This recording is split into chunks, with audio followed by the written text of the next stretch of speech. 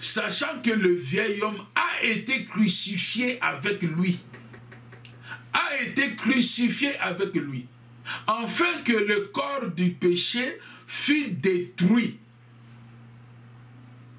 Regarde le fruit de la nouvelle naissance. En bref, pour que vous puissiez comprendre, pour ceux qui peut-être le langage que j'utilise ne comprend pas la délivrance des péchés héréditaires. Quand tu es né de nouveau, le corps du péché, le corps qui te conduisait à faire le mal, aller voler, aller faire la sorcellerie, la méchanceté, la haine, la jalousie, l'orgueil, toute cette nature-là, c'est le péché, la nature adamique qui produit ces péchés.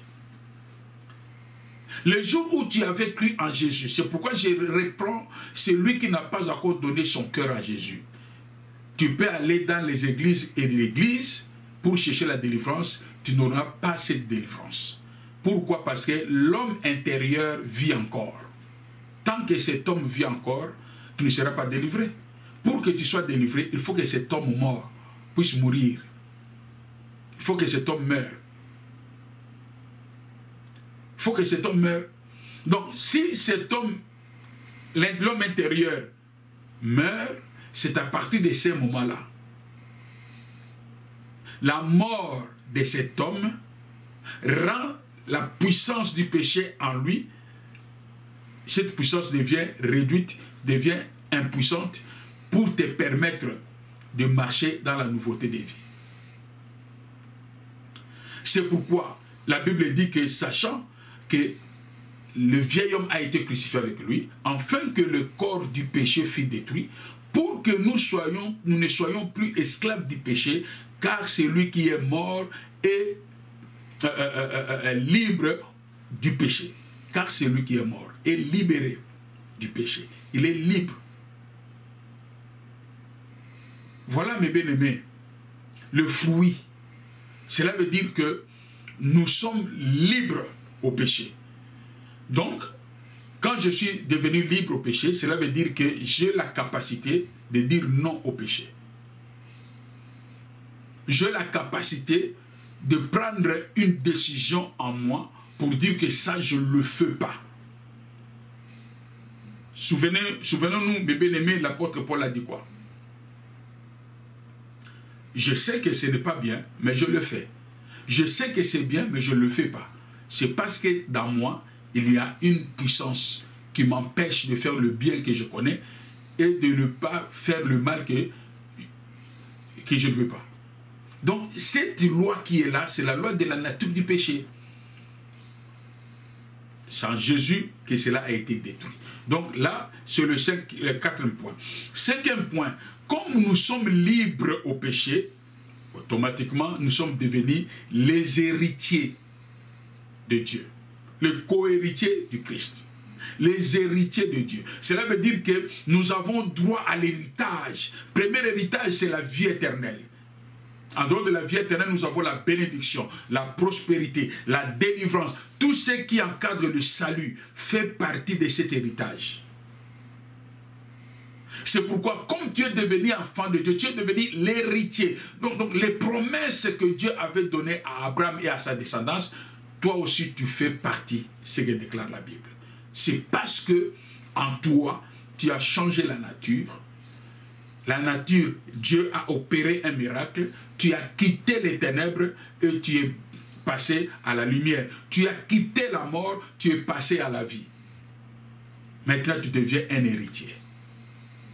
Tu as droit à l'héritage.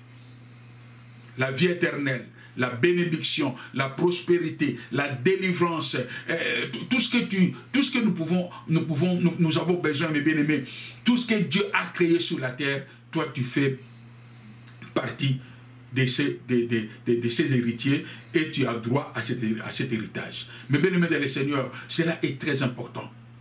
Les choses que le Seigneur avait préparées dès le commencement pour ses enfants. Une bénédiction spirituelle qui est dans le ciel pour ses héritiers.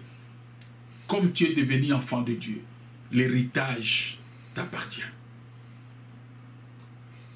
Voilà l'importance, bien-aimé, de donner ton cœur à Dieu. L'importance d'accepter Jésus-Christ comme Seigneur et Sauveur. Nous avons une grâce exceptionnelle. Du fait que tu es héritier, tu es protégé, mes frères. Nous sommes protégés par la grâce de Dieu. Le Seigneur va combattre nos ennemis. Le Seigneur va combattre nos ennemis, nos adversaires. C'est pourquoi il a dit, comme tu es devenu mon fils, tes ennemis deviennent mes ennemis. Tes adversaires deviennent mes adversaires. Pourquoi? Parce que tu es un héritier. Un héritier. Dans le palais royal, mes bien-aimés, tu ne peux pas jouer avec un héritier. Un héritier. C'est pourquoi, mes frères, si tu n'es pas un héritier, donne ton cœur à Jésus. Le 6e point, et le dernier point pour aujourd'hui, parce qu'il y a trop de choses que je suis en train de parler, c'est comme si je suis en train de résumer toutes sortes de bénédictions que le Seigneur a prévues pour celui qui a donné sa vie en Jésus. Une nouvelle créature. Tu es devenu enfant de Dieu. La Bible dit, nous faisons partie de la famille de Dieu. À cause de la nouvelle naissance. Parce que tu es né de nouveau, mon frère. Tu as droit au royaume. Tu es né de nouveau. Tu as droit à la bénédiction. Tu as droit à la prospérité. Tu as droit à la santé. Tu as droit à la sécurité. Tout ce que le Seigneur a prévu pour tes enfants, toi aussi, tu fais partie de cela. C'est pourquoi quand les gens sont derrière dans les églises pour aller chercher seulement le mariage, aller chercher le travail, aller chercher la délivrance, aller chercher des choses, mais bien aimé. Mais il faut que tu sois né de nouveau. Si devant Dieu, tu n'es pas un fils, si tu peux vivre un miracle, mais ce n'est pas parce que tu es enfant de Dieu, c'est seulement un langage que Dieu dit, tu es tenté de chercher le travail, mais je te donne le travail, mais si tu veux encore aller plus loin, convertis-toi. Je te présente mon amour pour que tu puisses te convertir. Il ne faut pas te dire que non, parce qu'à l'église, comme j'ai trouvé le mariage, Dieu me connaît. Non, Dieu connaît celui qui est né de nouveau. Par son amour mystérieux, il bénit qui il veut. Il fait grâce à qui il veut. Mais la vie éternelle, il y a un seul chemin, la nouvelle naissance. Et le dernier point, mes bien-aimés, nous triomphons du monde, du fait que tu es devenu enfant de Dieu, du fait que tu es devenu un enfant de Dieu, une nouvelle créature, une personne transformée par la puissance du Saint-Esprit. Dieu te rend capable de vaincre le monde. Tu vas triompher le monde. Dans le livre de 1 Jean chapitre 4, chapitre 5, verset 4, on dit, parce que tout ce qui est né de Dieu triomphe, remporte la victoire sur le monde. Dans d'autres versions, triomphe le monde. Remporte la victoire sur le monde. Et la victoire qui a vaincu le monde, c'est notre foi. La victoire, c'est notre foi. Notre foi, c'est la sémence que nous avons reçue. C'est parce que la foi vient de ce qu'on entend. Ce qu'on entend, nous avons lu dans le livre d'Un Pierre, on nous dit que nous sommes régénérés par la sémence incorruptible qui est la parole de Dieu. C'est cette parole qui a produit en nous la foi. Et la foi nous a donné la victoire. Gloire soit rendue à Dieu. Mais bien aimés, nous sommes heureux, nous qui avons cru au Seigneur. Qu'il pleuve, qu'il neige, qu'il y ait des problèmes, qu'il n'y ait pas de problèmes, que tu puisses avoir l'abondance ou pas, du fait que tu es né de nouveau, sache-le que la grâce de Dieu est sur toi. Quel que soit le moment difficile que tu peux traverser, la grâce de Dieu est sur toi, cette grâce viendra te soutenir, cette grâce viendra te secourir, cette grâce viendra faire quelque chose parce que tu es le fils de la maison. C'est pourquoi j'ai bien aimé dans le Seigneur.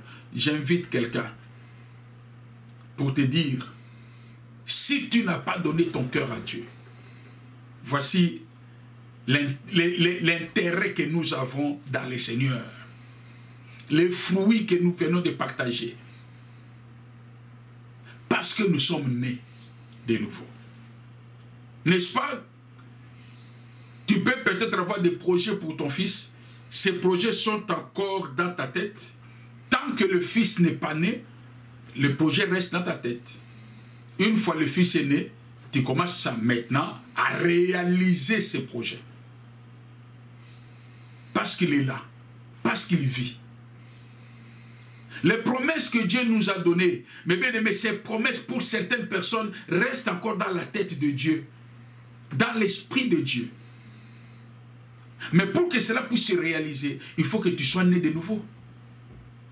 Une fois né de nouveau, là maintenant le Seigneur commence à dire, bon, comme j'avais dans mes projets que cet enfant puisse aller à l'école, comme il est né, je vais mettre l'argent à côté pour préparer son école. C'est à l'âge de 25 ans, il faut que mon fils puisse se marier. Je vais mettre à côté parce que je vais préparer la fête de mon fils. À l'âge de... Donc, les projets commencent à se réaliser parce que tu es vivant. C'est pourquoi j'exhorte une personne qui n'est pas née de nouveau, de naître de nouveau, pour que la grâce de Dieu soit sur toi et que les promesses de Dieu s'accomplissent dans ta vie.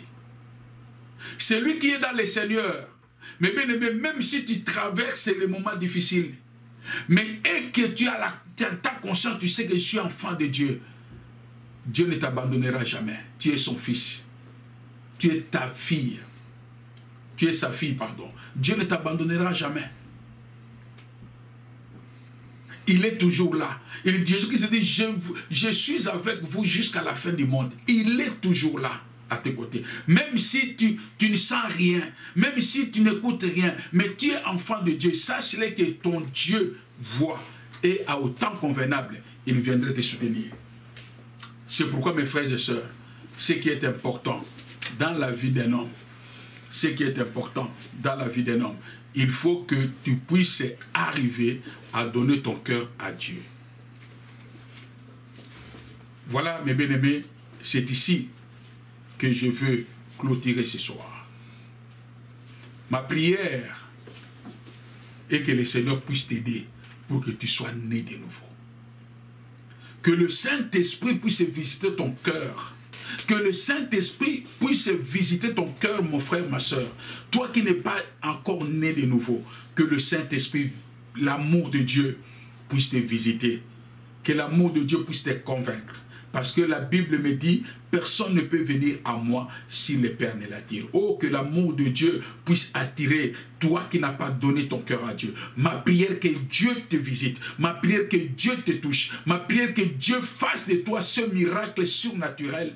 En fait, qu'en toi, qu'il y ait une transformation et que tu sois aussi appelé fils de Dieu. Seigneur Jésus, ma prière est que la grâce que toi tu as donnée à tous ceux qui sont nés de nouveau, que cette grâce parle, que cette grâce agisse, que cette grâce opère des miracles pour que chacun de nous puisse bénéficier cette grâce à travers les héritages que tu as prévus pour tes héritiers.